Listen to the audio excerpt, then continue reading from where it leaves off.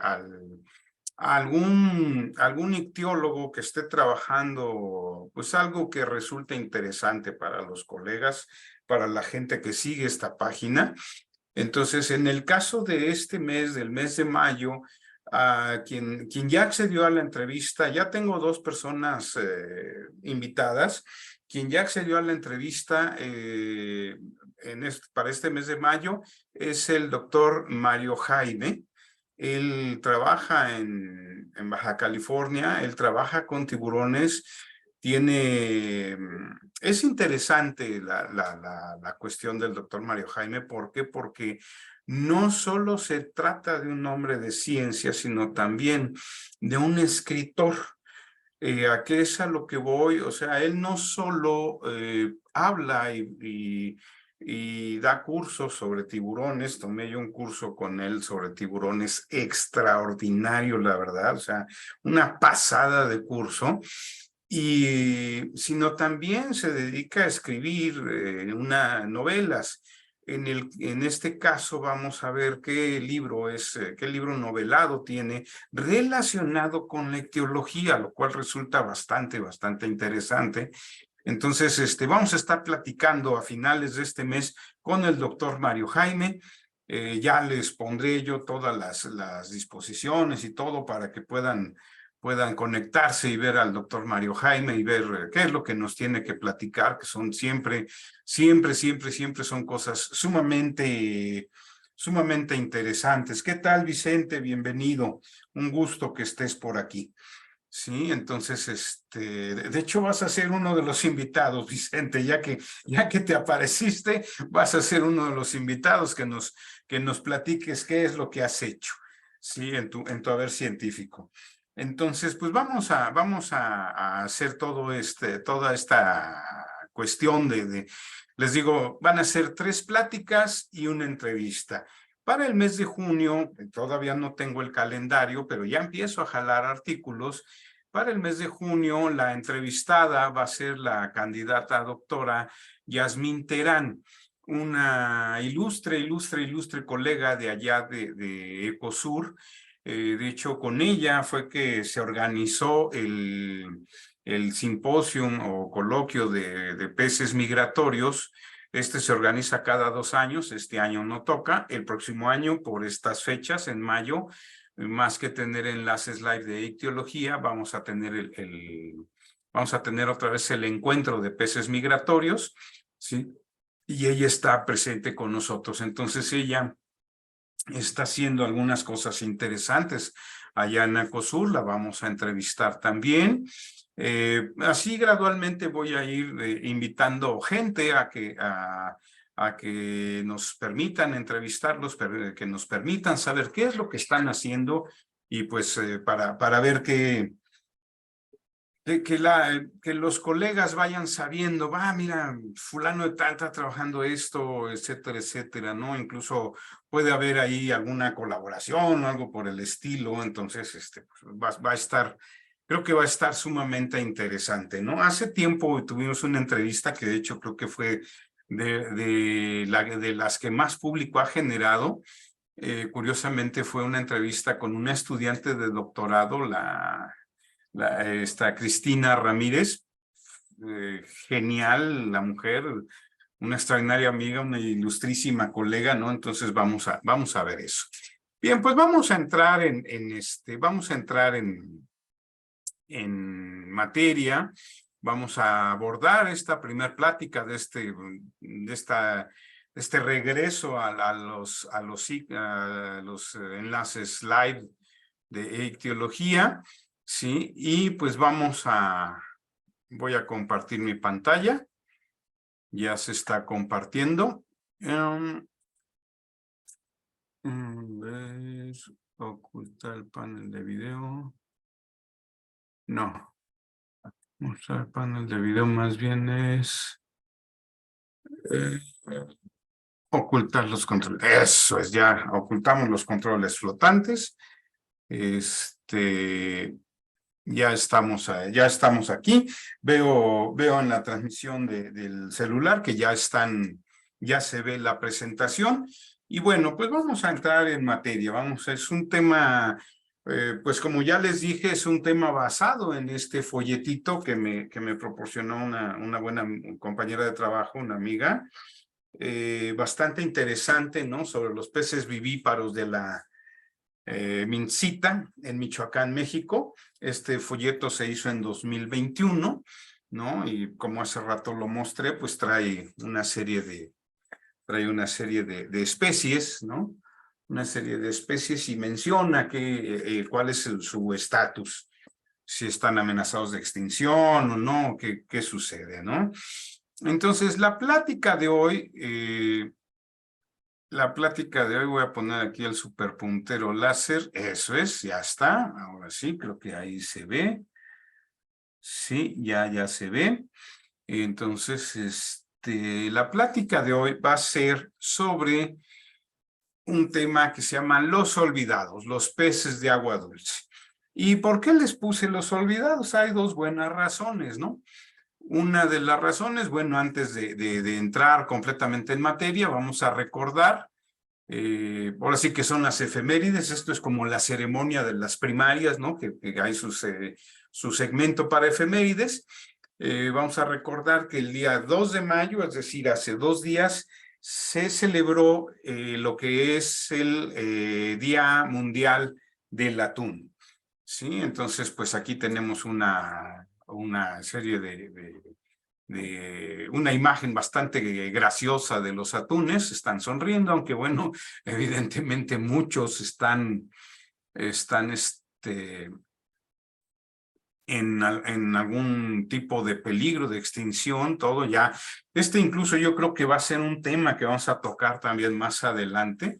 Ahorita en mayo ya no nos corresponde, pero yo creo que para junio vamos a tocar el tema precisamente de la vulnerabilidad de las distintas especies de atún. ¿Sí? Bueno, entonces el nombre de la charla es Los olvidados peces de agua dulce.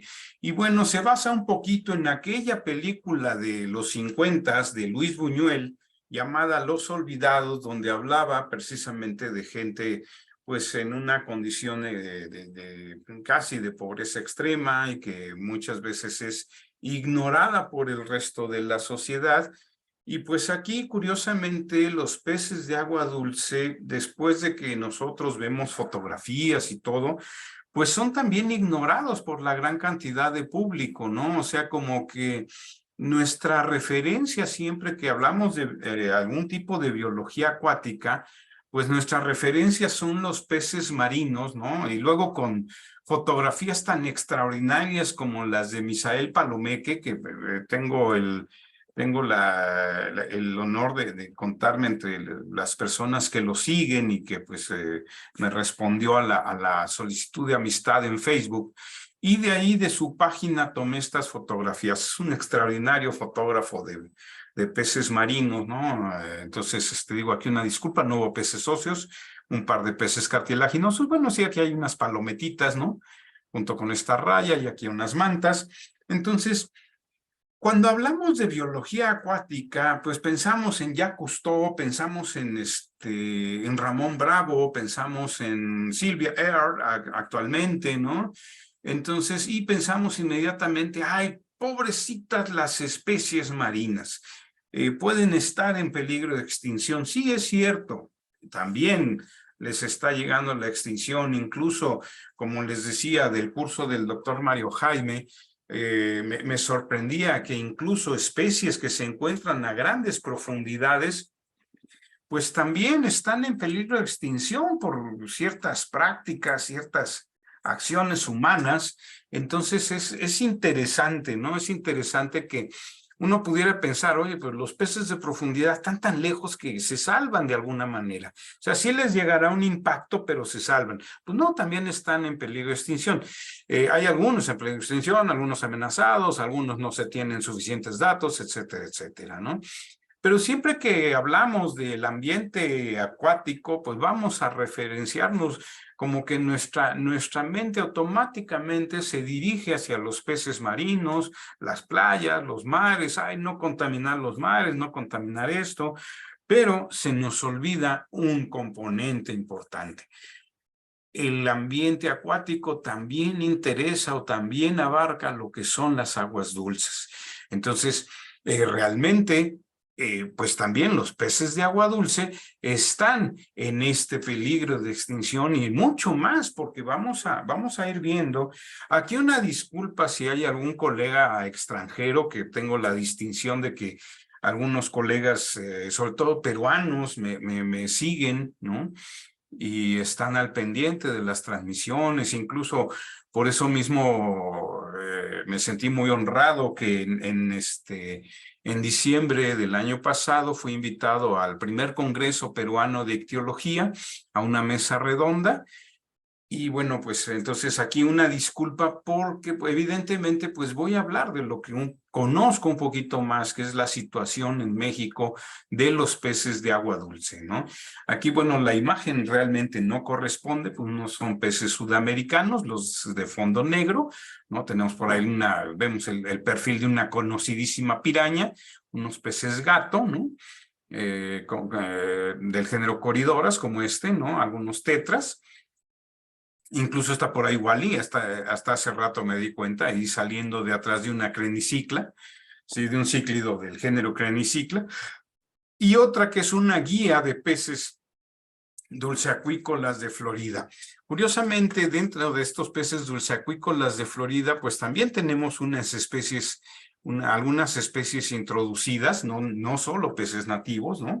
Entonces, pues vamos a ir viendo esto. Entonces, en el caso de México, como les digo a los colegas extranjeros, una disculpa, pero bueno, me centré más de donde tengo mayor cantidad de referencias, de conocidos, etcétera, etcétera.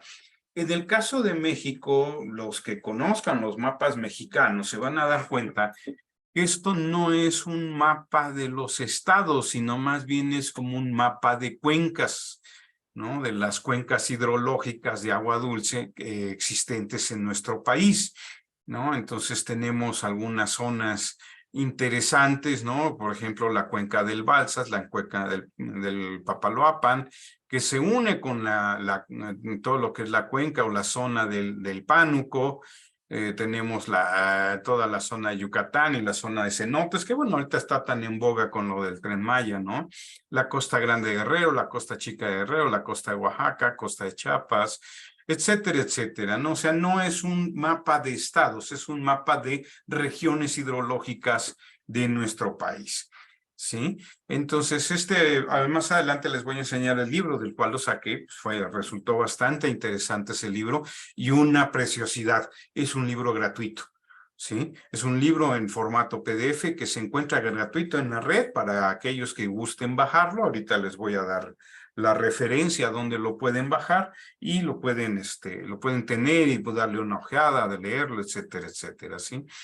Entonces, bueno, tenemos estas regiones y en el caso de la Ciudad de México, que es donde me encuentro y donde habito, pues tenemos un sistema que es el sistema Lerma-Cutzamala, ¿no? Si nosotros nos vamos a la zona natural de este sistema, pues vamos a tener algo así, donde vamos a tener una serie de lagos, una serie incluso de presas artificiales también, ¿sí? Y de ahí se toma el 25, de ahí se toma el agua dulce, se manda a través de tubos, canales, etcétera, etcétera, ¿no? Aquí está un pequeño esquema de cómo llega todo esto, ¿no? Cómo llega todo esto a través de distintas presas y llega hasta la Ciudad de México en el tanque de Dolores de la segunda sección del bosque de Chapultepec.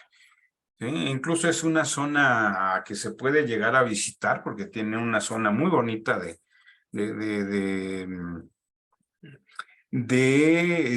murales y cosas artísticas así, hechas, si no mal recuerdo, por Diego Rivera. ¿Sí? Entonces, nosotros tomamos el agua de aquí, esta agua que se toma de todo ese sistema, solamente abastece el 25%. O sea, imagínense el otro 75% de donde se toma. Cada vez estamos trayendo agua de mucho más lejos. Cuando se hace que pasan en las noticias, que se hace algún tipo de mantenimiento en este sistema, pues la ciudad, algunas regiones de la ciudad llegan a padecer una falta de agua, entre ellas pues la más conocida pues Iztapalapa. Evidentemente todo esto impacta de manera negativa a los peces de agua dulce, ¿sí? Impacta de manera bastante negativa a los peces de agua dulce. Esto es porque por ley, por leyes federales, el uso de agua dulce va a tener prioridades. La prioridad número 1, sobre todo, va a ser el consumo humano, el agua potable. Esta puede servir para unidades habitacionales o, si es una zona industrial, para uso industrial. Hay incluso, por ejemplo, he llegado a ver por ahí algunos cuadros, ahorita ya no encontré ninguno, pero he llegado a ver algunos cuadros de cuánta agua se necesita para fabricar, por ejemplo, un pantalón de mezclilla o para producir 1 litro de leche o para producir algún tipo de producto o servicio que utilicen los seres humanos. Entonces, dada esta situación, pues el agua dulce, el agua se transforma en agua potable y tiene la prioridad en las unidades habitacionales y el uso industrial. Si la zona no tiene ciudades cerca, entonces se utiliza para cuestiones agrícolas. Y ya muy de manera, ahora sí como que de manera, pues no accidental, pero sí ya de manera muy lejana, se llega a utilizar para la acuacultura. Es decir, si yo tengo una granja acuícola y tengo una zona de riego, por ley, la zona de riego va a tener prioridad con respecto a la granja acuícola. Entonces, de esa manera nos damos una idea. Esto es una manera de un contexto para ver cuál es la problemática de los peces de agua dulce y por qué les llamo los olvidados, ¿no? Como les dije, les llamo los olvidados porque siempre nos referenciamos a las especies marinas, cuando realmente los que están mucho más impactados y que incluso no tienen más que una limitada capacidad de migración serían los peces de agua dulce. ¿Sí? Entonces, esa es la cuestión. Entonces, pues como les digo, tenemos las llaves de agua potable, tenemos las represas, tenemos las zonas de riego, aquí estamos viendo, ¿no? Un riego de un campo de maíz. Entonces, pues esto realmente llega a impactar a las especies de agua dulce que habitan en nuestro país. Curiosamente, aunque hablo de los olvidados y vamos a hablar de especies de agua dulce, no vamos a dar un listado de todas las especies de agua dulce nativas que hay, pero sí vamos a ver cuáles son los factores que están llegando a impactarlas, ¿no? Entonces, evidentemente, bueno, pues tenemos aquí diversas especies. Por ejemplo, aquí tenemos a Gyphophorus variatus y Gyphophorus montezumae. Y tenemos por aquí un tetraciego que vive en las cavernas. Incluso esos peces que viven en zonas de cavernas, también no solo es el impacto o la dificultad evolutiva y ecológica que tienen por vivir en el ambiente en el que viven, sino a la vez también tenemos la problemática de que el agua dulce de estas zonas pues también se llega a aprovechar y entonces su hábitat, aquí estamos teniendo especies, curiosamente aquí el impacto no es como con las especies marinas, ¿no? Una gran mayoría de las especies marinas, el impacto humano importante sobre ellos es la pesca. Aquí realmente estas especies son tan pequeñas o tan poco útiles en términos de consumo para el ser humano, en términos de consumo, en términos de alimentación, en términos de piscicultura de ornato, por ejemplo, sí son bastante explotadas también, ¿no? Algunas están prohibidas. Todas las especies cavernícolas, ya la Profepa y la Semarnat tienen listas de prohibición. Por lo mismo, ya las zonas, los acuarios comerciales ya no llegan a tener estas especies en venta para acuarios de ornato como cuando hace años empecé yo en la afición y esto ocurre. ¿Qué tal, Yasmín? Bienvenida. Entonces, bueno, pues evidentemente aquí el impacto humano sobre estas especies más bien versa y trata sobre la reducción del hábitat, el aprovechamiento del hábitat por parte de los seres humanos, el represamiento y encima de eso les estamos, aquí tenemos otras especies, ¿no? Un godeido, Godea tripinis, un ciprínido, estos les llaman perritos, no sé por qué les llaman perritos, ¿no? Y curiosamente, de estas especies de ciprínidos, ya tenemos muchas extintas en la naturaleza, ¿sí? Tenemos muchas extintas en la naturaleza, lamentablemente, ¿no? De hecho, la IUCN, la International Union for Conservation of Nature, tiene estas categorías que estamos viendo, ¿no? Donde tenemos, les decía que muchos ciprínidos mexicanos están extintos en la naturaleza. Afortunadamente, pues hay las colecciones vivas, y alguna vez platicamos de colecciones, hay las colecciones vivas que se encargan de mantener estas especies en cautiverio y de esa manera evitar la banderola negra, el ribete negro, que es precisamente la extinción total, ¿no? Entonces, bueno, estas son las categorías que tiene la IUCN. Ustedes pueden entrar a la página de la IUCN y empezar a buscar por especie, y ahí se van a encontrar más o menos un estatus actualizado de cómo están todas las especies, no solo especies acuáticas, ¿no? Tenemos especies terrestres, especies aéreas, etcétera, etcétera. Pero bueno, dada la temática de nuestro canal, pues nosotros nos enfocamos en especies acuáticas, ¿sí?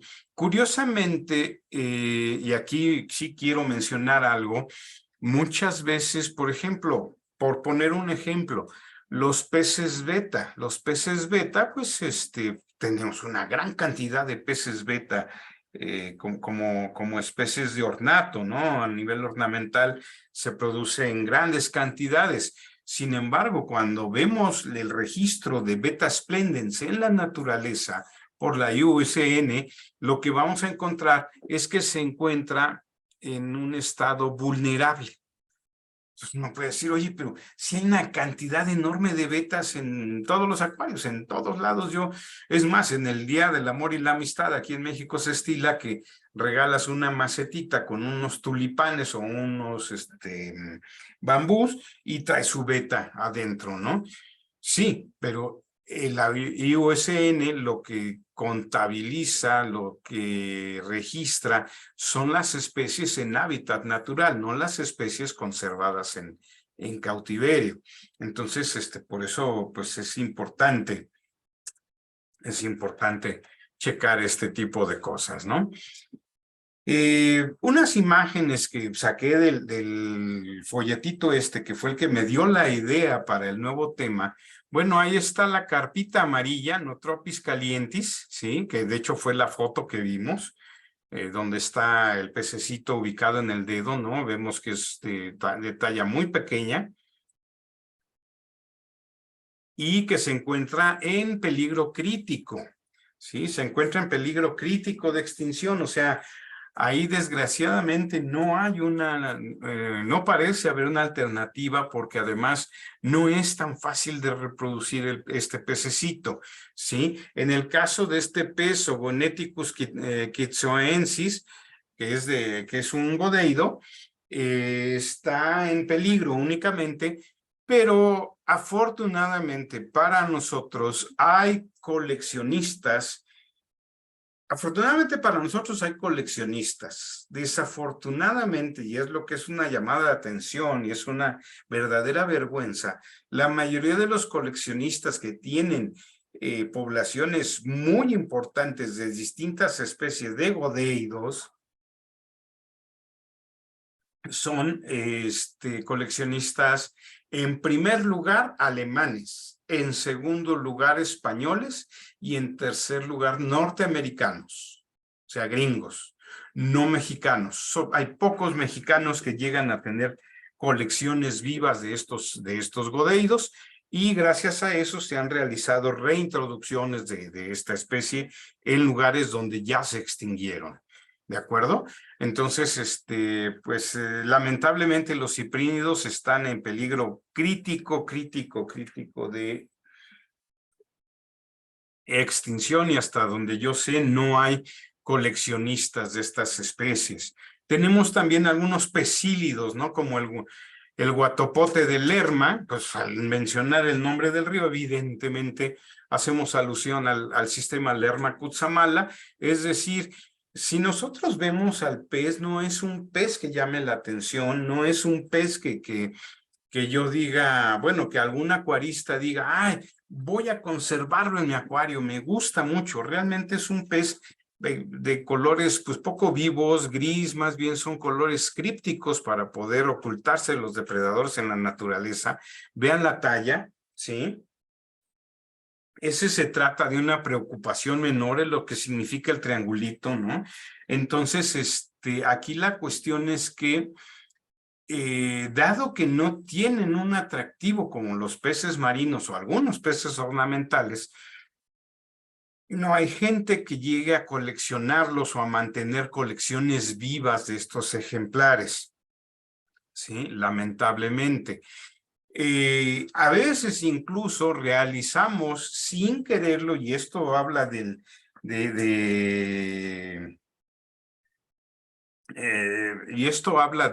¿cómo se llama? Muchas veces del acuarismo irresponsable. A veces realizamos introducciones accidentales, como por ejemplo la del guppy, que es un pez. Es un pez que es propio de Trinidad, no es un pez propio de México, pero se introdujo aquí para controlar las larvas de mosquito, un intento de control biológico muy mal planeado, por cierto, y que nos llevó a que ya tenemos poblaciones de guppies aquí, sí, Pecilia reticulata, cuando ok, son americanos, son pecílidos, son americanos, pero viven en otro país, en otra región, ¿sí? O incluso especies mexicanas que viven en lo que es la vertiente del Golfo de México, ¿sí? Como es el Gyphophorus helleri, el cola de espada, pues se les ha hecho fácil trasladarlo a otros lugares y ahí se ha adaptado perfectamente. Pues son ríos muy parecidos a donde vive en Veracruz, química del agua muy similar, y entonces pues fácilmente se adapta. ¿Y cuál es el problema? Uno puede decir, oye, pero pues es un pez nativo, es un pez mexicano, sí, pero no es su región natural. Al no ser su región natural, entonces lo que está ocurriendo es que llega e impacta a las poblaciones naturales y nativas, ¿sí? Ese es el verdadero problema, el introducir especies, aunque sean mexicanas, ¿sí? Ese es el verdadero problema que vamos a tener aquí, ¿no? Entonces, estos son especies invasoras. Y luego, pues vamos a sumarle otras especies invasoras por excelencia. La mojarra tilapia es un pez de origen africano que se reproduce muchísimo. En teoría, las granjas acuícolas tienen cultivos de este pez, y aparentemente tienen mecanismos y medios para impedir que este pez se fugue hacia la naturaleza. ¿Cuál es el verdadero problema de esto? El que los piscicultores, entre los mismos piscicultores, se le conoce a la mojarra tilapia como el pez Houdini. ¿Y por qué el pez Houdini? Houdini en alusión al mago, porque hace escapes bastante notables y de repente tienes presencia de mojarra tilapia en zonas aparentemente protegidas, ¿no? Otra que sí es nativa, pero del norte de la República, es Micropterus salmoides, la lobina boquiancha, un animal bastante voraz y un animal que tiene una importancia para consumo humano. Se come, se llega a comer este animalito, igual que la mojarra tilapia, pero tiene un plus, tiene un atractivo extra. ¿En qué consiste? Consiste en que es un pez que pelea mucho con el sedal, por lo tanto se trata de una especie muy buscada y por eso se ha introducido en otras partes del país para fomentar la pesca deportiva, ¿sí? Viene el gringo por acá y quiero pescar algo, lo llevas a donde hay lobina, Micropterus salmoides, va a picar, va a morder el anzuelo, va a pelear con el anzuelo, que es lo que les gusta a la mayoría de los turistas norteamericanos que vienen a nuestro país con el afán de hacer este turismo de captura de algunas especies, ¿no? Entonces, para fomentar esto, que es una entrada de divisas,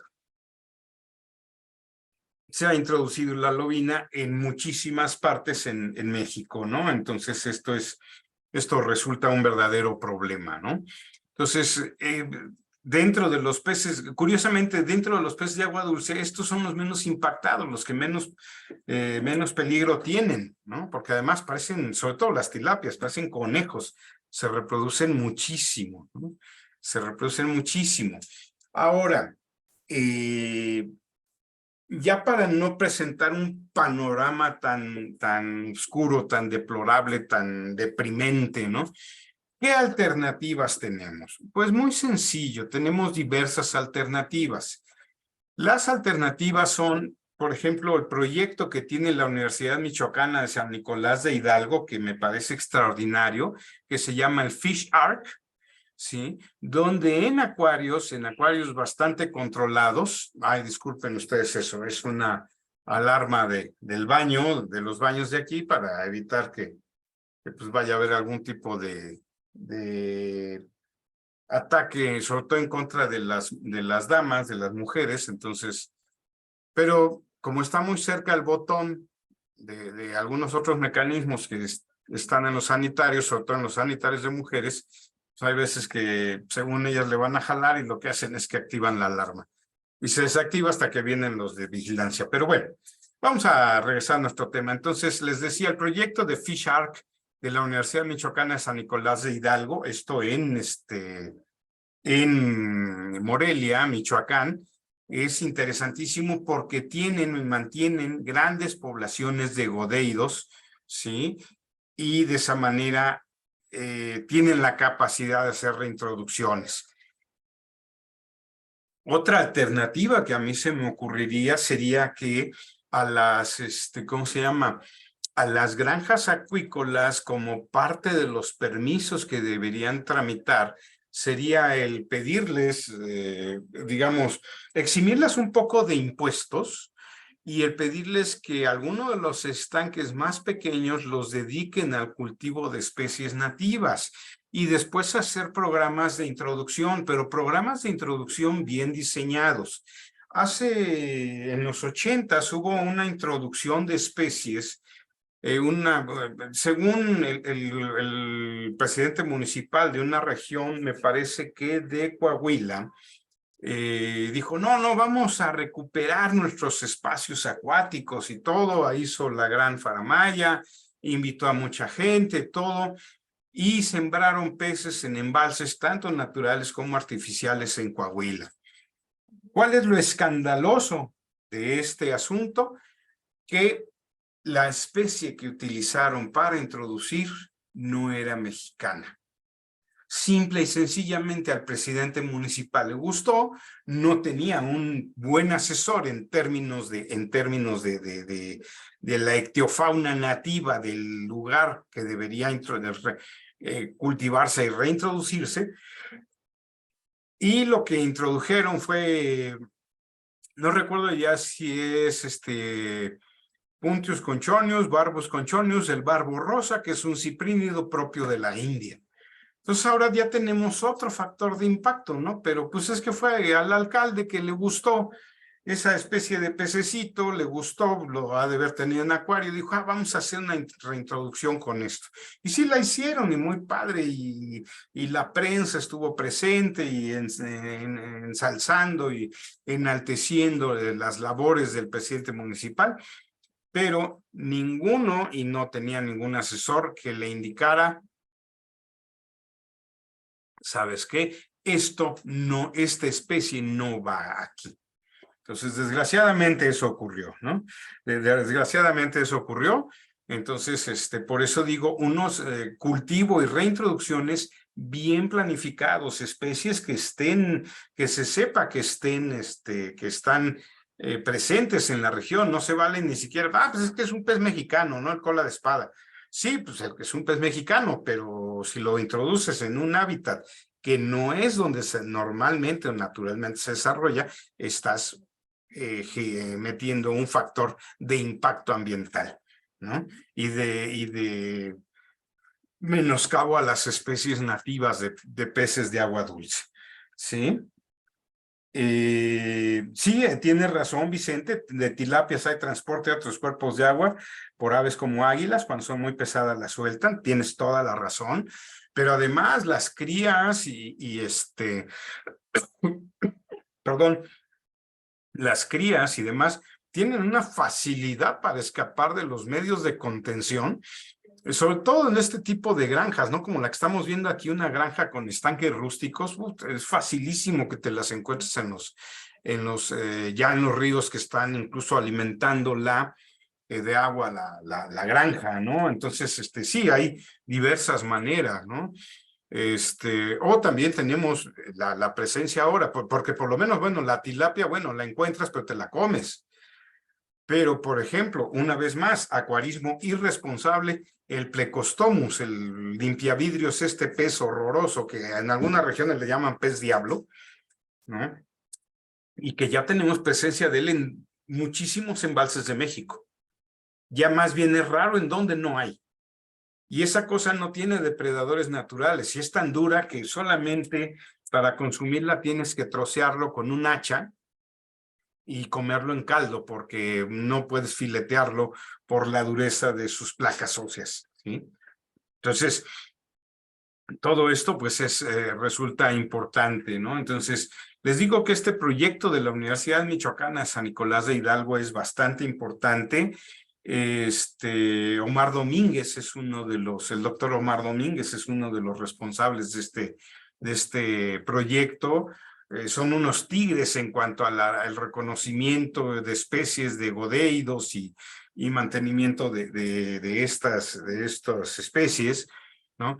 E incluso hubo una especie, Sogoneticus tequila, de la región de Tequila, Jalisco, que se extinguió de la naturaleza. Se le dio ese nombre porque la encontraron en Tequila, pero realmente Sogoneticus tequila abarca un área grande, incluso llega hasta Michoacán.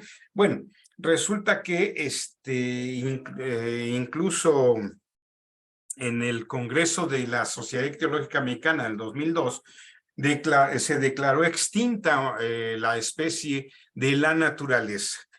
Entonces, el proyecto de Fish Ark y algunos otros, y Omar Domínguez participaron en la reintroducción de unos cuantos miles de crías y de juveniles de Sogoneticus tequila en los embalses donde naturalmente vivía. Entonces, es una labor extraordinaria la que están realizando, ¿sí? Entonces, pues una de las alternativas, ¿sí?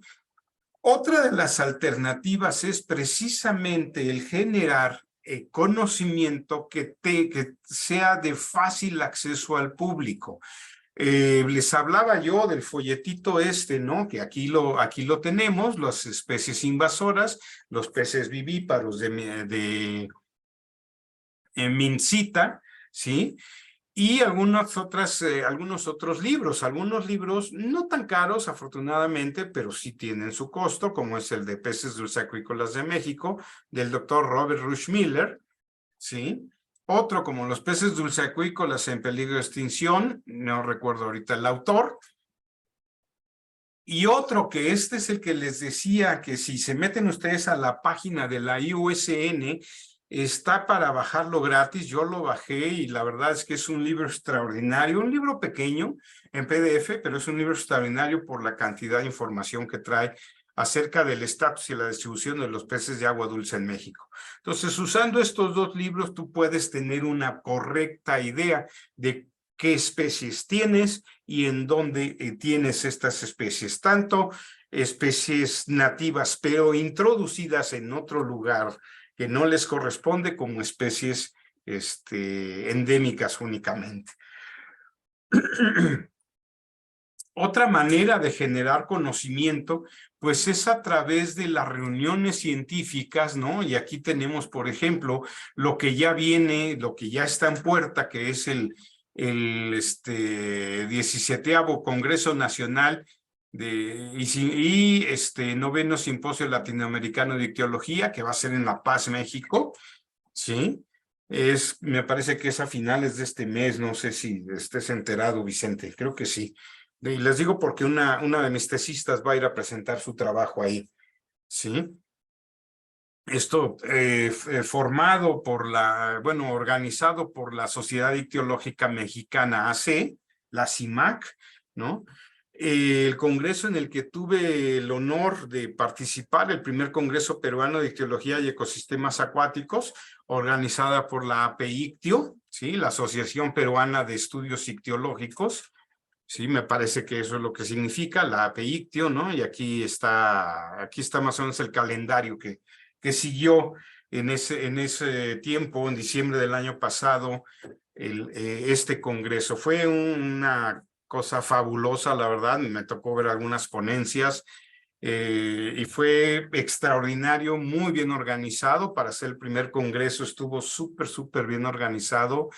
Pues y esperamos con ansias la segunda emisión de este congreso. No sé si va a ser bianual, eso ya no pregunté cuando participé, si va a ser bianual o va a ser anual, vamos, no sé, ¿no? Pero es la otra manera de generar conocimiento en torno a lo que tenemos.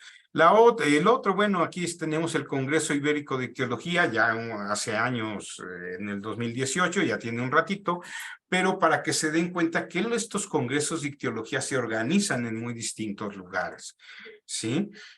Y bueno, también quiero hacerle promoción, la verdad, a una organización peruana que tuvo la amabilidad y el honor y me siento honrado de haber sido invitado a dar un curso internacional, se llama Fitoland, la organización. Es un curso internacional de ictioplancton continental. Aquí el detalle interesante, que ahora sí que se los anticipo antes del curso, es una cuestión interesante. Resulta que cuando tú haces una búsqueda en Google Scholar o Google Académico acerca de artículos sobre ictioplancton, te van a aparecer una cantidad extraordinariamente grande de artículos de ictioplancton marino. De ictioplancton dulce acuícola o continental casi no hay, ¿sí? Casi no hay. Entonces, pues es interesante, ¿no? Que la carencia, por eso le quise poner a esta plática los olvidados, porque más que dar un panorama de las especies, ¿no? Que no estaría mal tal vez abundar un poquito, pero esto pues tendría que verse en qué momento, ¿no? Más que abundar en especie por especie, es ver qué es lo que las está impactando, qué cosas son las que las están impactando, ¿no? Y las posibles alternativas o soluciones. Entonces, bueno, pues aquí está el curso que voy a dar. Me ha costado, la verdad, muchísimo trabajo recabar información de calidad en cuanto a ictioplancton de agua dulce, ictioplancton continental, ¿no? Porque hay N,000 trabajos de ictioplancton marino, pero de ictioplancton continental casi no hay, ¿sí? Bueno, y de esta manera, pues yo les doy las gracias por haber prestado atención a esta charla, ¿sí? Les agradezco muchísimo el que se hayan conectado, el que hayan participado, Mauricio Gobea, Andrei Moreno, Vicente, Steven Nils, mucho gusto, Steven, hace tiempo que no te veía. Yasmín, ¿sí? Luis Jacques, un gusto saludarte de nuevo. Ya espero ya ordenarme y retomar perfectamente estas charlas. Ya de manera continua, de manera semanal, ya no hacerlo cada 15 días, va a implicar pues un esfuerzo, estudio y todo esto, pero bueno, entonces pues muchísimas gracias por su atención, por el haber estado presentes. Nos vemos en 8 días con otra plática, ¿sí? Muchas de estas pláticas del mes de mayo las voy a centrar a peces de agua dulce, ¿sí? Muchas de estas pláticas las voy a centrar un poquito a peces de agua dulce. Vicente, tú sabes que se te aprecia muchísimo. Te invito cordialmente a que cada 8 días estés por aquí y tenemos que platicar por ahí para una entrevista contigo, para que nos platiques qué es lo que haces y todo esto, ¿no? Entonces, dentro de 8 días, no recuerdo ahorita qué plática sigue, pero les digo, la temática es mucho de peces de agua dulce. Sin embargo, la entrevista, que es la última semana de mayo, la entrevista es al doctor Mario Jaime, ¿sí? de Baja California, y nos va a platicar acerca de tiburones y rayas, lo que él está haciendo, e incluso de la novela que escribió, Sangre en el Zafir, algo así, o Zahir, algo así. Ya la compré. Ahorita, como tengo pendientes algunos otros libros por leer, está haciendo filita, pero es uno de los tantos libros que tengo pendientes por leer. Pues muchísimas gracias por su atención. Nos vemos en 8 días. Que pasen ustedes un extraordinario fin de semana. Y en el caso de los colegas mexicanos, pues una felicitación a todas las madres, porque el día 10 es el Día de las Madres acá en México. Muchísimas gracias por su atención. Feliz fin de semana. Hasta luego.